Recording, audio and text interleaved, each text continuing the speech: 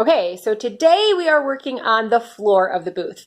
So just a little background about our booth. I want this booth to be kind of an extraordinary interactive experience. You know, when you go to those conventions and you're walking through the whole hall and it's one booth after the other and nothing really stands out and people have to kind of, hey, can I talk to you for a second and bring you in? I want our booth to be something where the kids are like, Mom, I want to go see what's happening with that booth over there. I want to go over there. I want to have the fog machine and the lights and, whatever, the music. So my husband was kind of like, so maybe we just kind of pull back for the first booth and, we just don't have the money to make this, big, Leah. So just why don't we, go less? And I'm like, no, I just don't want to do it that way. I want big and I just feel like if you're going to make a statement, then make the statement, And yeah, my mom has always been really, really good with taking, different things and making them extraordinary. So I hope that I have inherited a little bit of her creativity in that realm. Anyway, so today we're dealing with the flooring. Now, problem with the flooring? Yes, of course. Why would anything go perfectly when it could, we can have a mess on our hands? So when Greg was here last week, he told me that California, which is the state that we're in, is one of the strictest states when it comes to in terms of fire prevention and fire safety and all that stuff. So when it's a booth that's indoors, you need to have all of your fabric, make sure that it's up to code, and there needs to be certificates and everything. So when the fire marshal walks through and he asks you, you have everything that you need.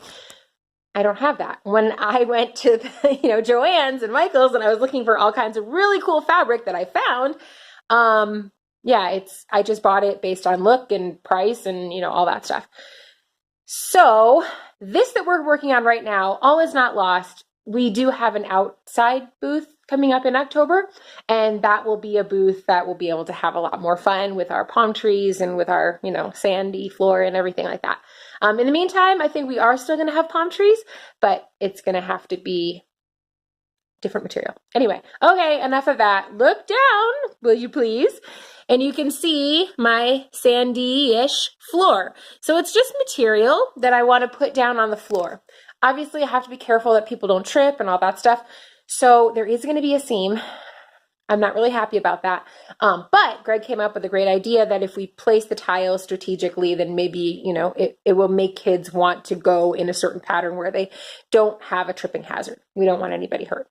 Anyway, so I'm going to show you what I'm going to do with this to make it the size that I need. It's just like one huge long strip, and I need it to fit my booth. So I'll be right back. P.S. I just found a little present for me over there. That will be tomorrow's video, but it will be a little introduction to the wacky mind of my daughter. Now, back to our regularly scheduled program.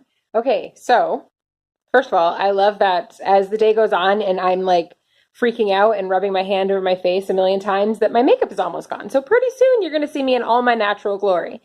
I have gotten the flooring to this stage where instead of having the long rectangular piece, I've cut it into two kind of equalish parts and put them together. The blue tape is obviously just to hold it there until I get the other steps in.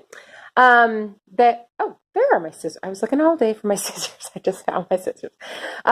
So, you know that saying, measure twice, cut once? In Russia, they say measure 7 times, cut once.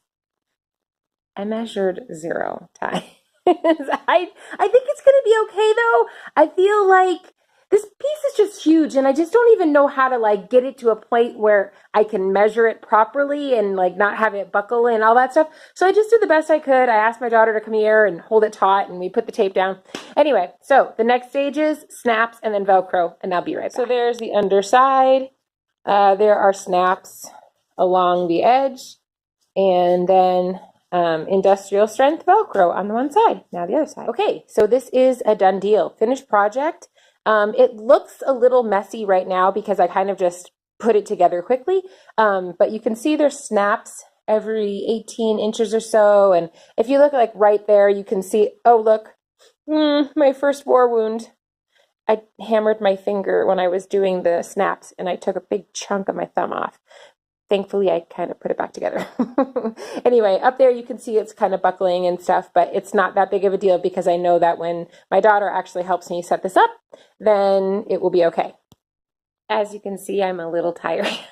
I've been working on this all day long, but I'm pretty pleased with how it came out. As people walk on it, it starts to like bunch a little bit, but it actually looks more like sand, like, you know, the movement of it, which is the whole point. So I'm okay with that. And as far as the seam, hello, as far as the seam, it's pretty tight. And so yeah, with the snaps and the industrial strength, 2 inches of Velcro. I actually could do 4 inches if I want, but I don't think it's necessary because it's pretty tight.